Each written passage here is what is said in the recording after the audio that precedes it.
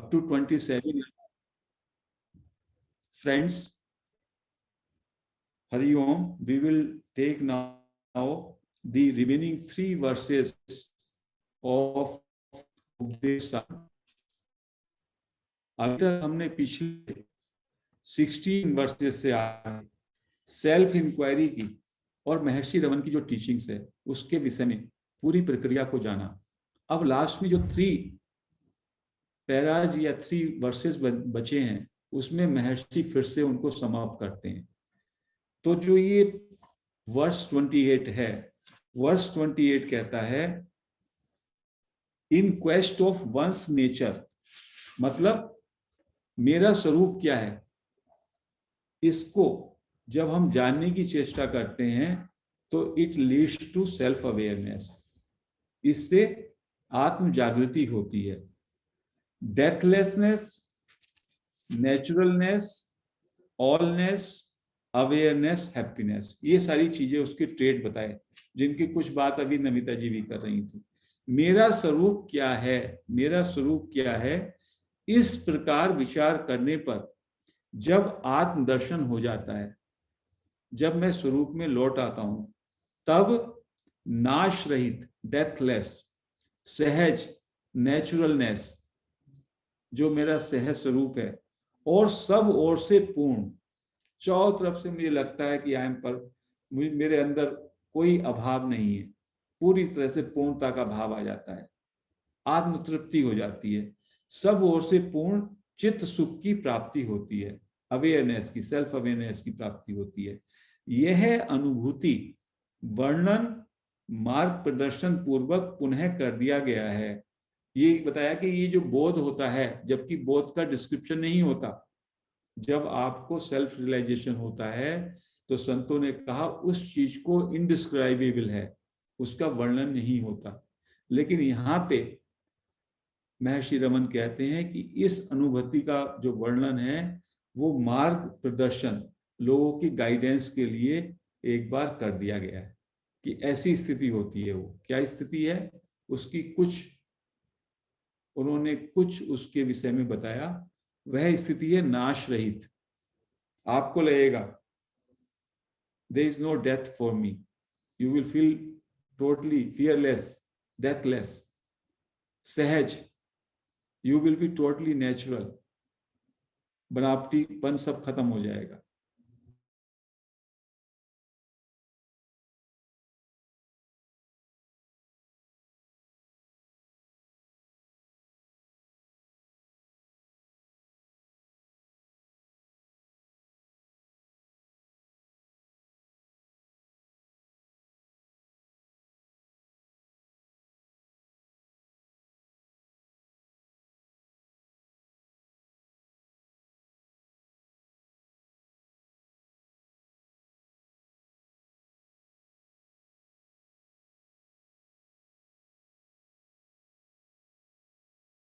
सहज स्वरूप में रहेंगे अपने, और सब माई डिजायर्स हैं।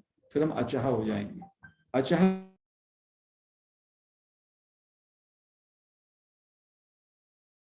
सो वंस जब वो स्थिति हो जाएगी तो मुझे पूरी तरह से पूर्णता का बोध होगा, रियलाइज की। तो महर्षि कह रहे हैं ये चीजें मैंने इसलिए बता दी मार्ग निर्देशन के लिए, ये वर्णन कर दिया, जबकि इसका वर्णन नहीं होता। अब नेक्स्ट वर्स है 29। इसका इंग्लिश है one gains here and now supreme jubilation. व्यक्ति को जो है अभी इसी क्षण में आत्मबोध हो जाता है, और जो जिसमें क्या होता है, जिसमें परम सुख होता है, परम आनंद होता है, बियॉन्ड बॉन्ड एंड लिबरेशन। ना तो बंधन है ना मुक्ति है, डिवाइन होता है, फ्री ऑफ आई नोशन। जो अहंकार है, अहंकार की जो वृत्ति है, उससे मुक्त होकर के बंधन और मोक्ष से परे परम आनंद की प्राप्ति होती है अभी इसी क्षण में, यदि आत्मबोध हो जाए। अब बात आती है, हम तो मोक्ष की बात करते हैं, और इसमें लिखा है कि बंधन और मोक्ष दोनों के बियॉन्ड। तो उसमें महर्षि बता रहे हैं इस श्लोक में कि मोक्ष क्यों है, मोक्ष हम क्यों बोलते हैं, क्योंकि बंधन तो बंधन से सापेक्ष है, मोक्ष इज विद रेफरेंस टू बंधन, और बंधन है विद रेफरेंस टू मोक्ष। बट जो रियल फ्रीडम है, जो रियल आपका स्वरूप है, वो बंधन और मोक्ष से ऊपर है, निरपेक्ष है। और मोक्ष को जब हम बोलते हैं तो मोक्ष क्यों बोलते हैं? क्योंकि there is an opposite term, तो द्वैत रहता है, तो बोलने के लिए मोक्ष बोलते हैं। अदरवाइज जो स्थिति होती है फ्रीडम की, रियल स्वाधीनता की, वो मोक्ष और बंधन दोनों से परे है। तो इसको उन्होंने हिंदी में कैसे एक्सप्लेन किया है? आत्मबोध से, देहात्म भाव से रहित, बॉडी कॉन्शियसनेस से परे जाकर आत्मनिष्ठ, बंधन और मोक्ष से अतीत परम सुख प्राप्त करता है। जिसको आत्मबोध हो जाता है, जिसमें आत्मनिष्ठा आ जाती है, उसको परम सुख या परम आनंद की प्राप्ति होती है, जिसमें ना बंधन रहता है ना मोक्ष रहता है। मुक्ति की स्फूर्ति भी बंधन की स्फूर्ति की अपेक्षा से है। यहाँ का मुक्ति का जो भाव है, वो क्यों भाव है मुक्ति, हम क्यों बोलते हैं? क्योंकि अभी तक हम बंधन को छोड़ना चाहते हैं। तो बंधन की दृष्टि से उसका जो द्वैत है, उसमें मुक्ति का भाव है। इसलिए तत्वज्ञ की सहजावस्था अज्ञानियों की दृष्टि से मुक्ति कही जाती है। जो तत्ववेत्ता है, जिसने जान लिया है, ज्ञानी, उसकी स्थिति को अज्ञानियों की दृष्टि से मुक्ति की स्थिति कही जाती है। जो साक्षात्कार संपन्न है, इसे बंध की स्फूर्ति नहीं तो मोक्ष की स्फूर्ति कहां से होगी? इसलिए उसकी अवस्था बंध और मोक्ष से अतीत है। कहते हैं अज्ञानियों की दृष्टि से उसको मोक्ष कहा, क्योंकि अज्ञानियों के लिए अज्ञान के कारण बंधन है, तो उनको लगता मोक्ष एक चीज है। वो मोक्ष जो है, मोक्ष विद रेफरेंस टू बंधन, मोक्ष की रेलिवेंस है। बट जो रियल फ्री है, जो आत्मनिष्ठ है, जिसे सहजावस्था प्राप्त हो गई है, जो आत्मनिष्ठा में है, वो मोक्ष और बंधन दोनों से परे वो स्थिति होती है, सहजावस्था। और इसके लिए श्रीमद् भागवत में श्री कृष्ण ने कहा, वो श्लोक यहाँ है, बंधो मोक्ष इति व्याख्या गुणतो मेने वस्तुतः, अर्थात बंध और मुक्त की व्याख्या गुणों से होती है, और सारे गुण माया मूलक, सारे गुण अच्छे बुरे वो माया आधारित हैं। इसलिए न मुझ में मोक्ष है न बंधन।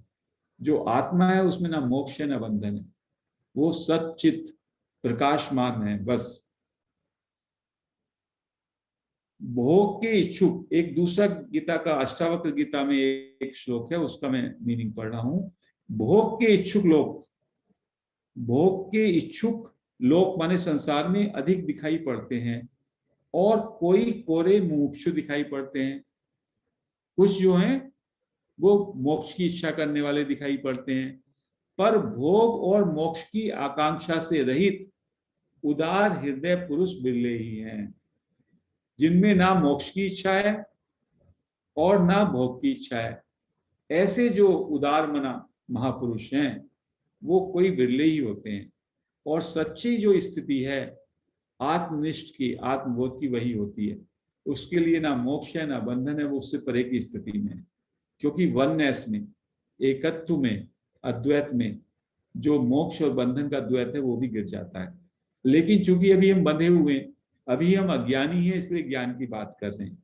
नहीं तो ये ज्ञान और अज्ञान से दोनों, उससे भी अतीत की बात है, उससे भी बियॉन्ड की बात है, उसकी भी पराकाष्ठा है, उसका भी अतिक्रमण या उसके बियॉन्ड जाना, जंपिंग इनटू दैट, वो स्थिति है। This was verse 29 and now we take verse 30 which is the end. कहते हैं फ्री फ्रॉम आई नोशन, अहंकार की वृत्ति से मुक्त, दी सेल्फ एफलजेंस, जो आत्मा है, आत्मा के प्रकाश से, आत्मा से आलोकित, सुप्रीम, सुप्रीम क्या है?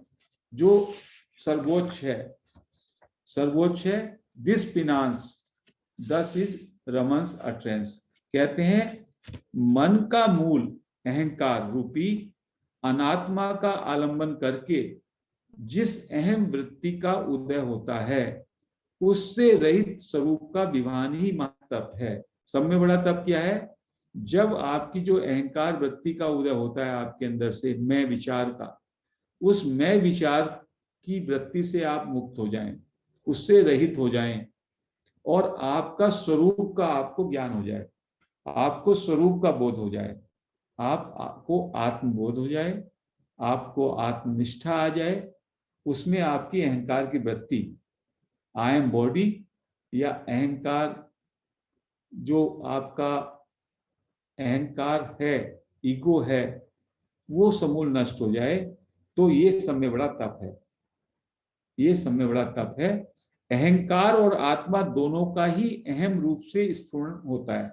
एक बात अभी लास्ट में फिर कही, जो अहं की वृत्ति है और जो आत्मा, दोनों का अहम एक से ही होता है, दोनों की स्फुरण। हमने कहा था मनोगत अहम और आत्मगत अहम।